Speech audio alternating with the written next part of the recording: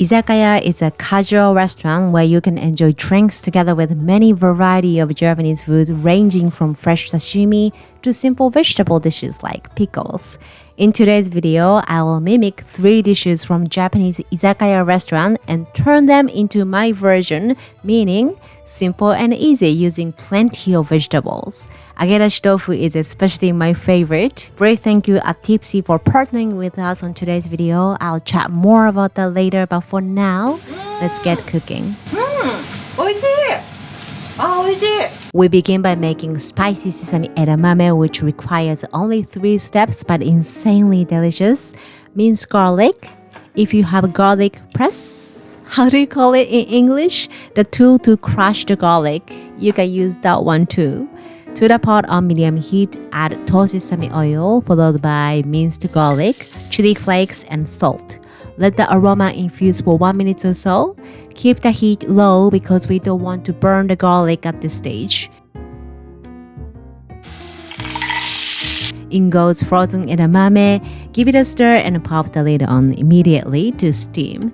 Continue to steam for about 8 to 10 minutes. Give it a stir every 2 minutes to make sure it's not burned too much. But a little bit of burn bits will result in creating a nice smoky taste at the end. So don't be too sensitive about this.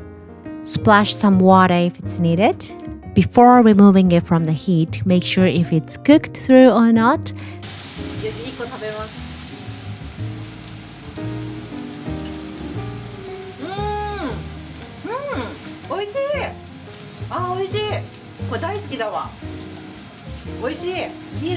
Sprinkle more salt or soy sauce if it's needed. Transfer to the plate and add freshly crushed black pepper. If you are making this to kids, feel free to remove the chili flakes. If you're a garlic lover like myself, go ahead and add more garlic. This will go with any type of drink, whether it's tea or alcohol, such as Japanese sake. Alright, so before we finishing up everything, let's open up this sake. I don't regularly consume alcohol, to be honest, but ever since I've been introduced sake by Tipsy a year ago, it has been a great discovery. Different flavor, aroma, some are sharp and dry, and others are sweet, like delicate dessert. For someone like me who is just venturing into the world of sake, Tipsy will give you a full experience of how to best enjoy the sake. That's what I like the most about it. On their monthly membership plan, they are not only giving you a sake box, but also providing you with the beginner's guide booklet that teaches you the basics, including serving recommendations for every bottle. Moreover, sake experts guide you through a virtual tasting experience so you can make the most of every sip. This time I received this sake cup made with Japanese cedar trees. There's more on the website.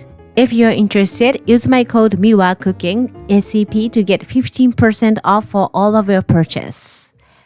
Back to the second recipe, which is AGEDASHI tofu. It's crunchy fried tofu along with flavorful mushroom sauce. Here I have firm tofu. Put something heavy on top of it, then wait for 15 minutes. In a way, you can draw out more liquid from the tofu. For sauce, I happen to have enoki mushrooms and shiitake mushrooms here. Trim off the stem of shiitake mushrooms and tear them by hand.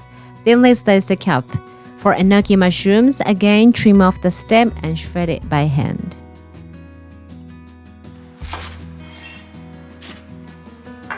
Today I'm only using for shiitake mushroom and enoki mushroom, but if you have more variety available in your area, please use whatever you have on hand. More variety you use, it's gonna be more aromatic and more flavorful it will be.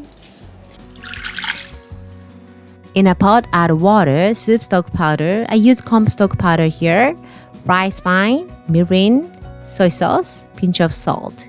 If you don't have access to comstock, feel free to opt for any vegetable stock you have on hand. If the taste is not right, you can look for Japanese comstock or shiitake stock in the Asian supermarket. The exact measurement can be found on my blog. The link is in the description box below. Then in goes mushrooms. If you don't like mushrooms, you can swap for other vegetables like onion, leek, and carrot are great options. If that's the case, make sure to finely chop and cook them longer. Put on medium heat.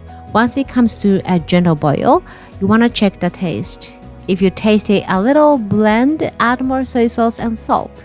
We're gonna be drizzling over the tofu, so if you taste the sauce a little overpowering, you are on the right track. At this point, thicken the sauce with potato starch. I pre-mixed it with equal parts of potato starch and water. Make a swirl as you mix in.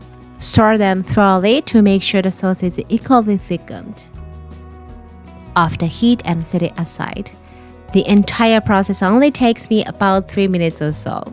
Back to tofu, cut one block of tofu into about 6 to 8 pieces. My tofu is about 300 grams.